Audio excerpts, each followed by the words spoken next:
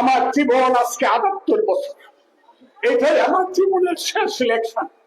আমি অষ্টগ্রাম মিঠামইনের মানুষের দোয়ারে দোয়ারে বছরের পর বছর ঘুরেছি।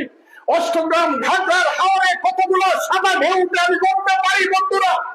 কত আধার রাতে আপনাদের বাড়িতে শীতল বৃষ্টির রাতে আমি আপনাদের কাছে ভোট চেয়েছি, আপনারা আমাকে ভোট দিচ্ছেন।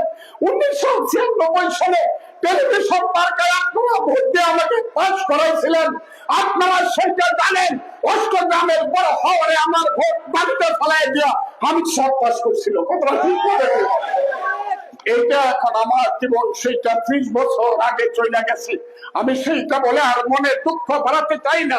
শুধু আমি আপনাদেরকে বলতে চাই, এই ফাঁকি এলাকাকে আমি বাংলার শ্রেষ্ঠ এলাকা বানাতে চাই।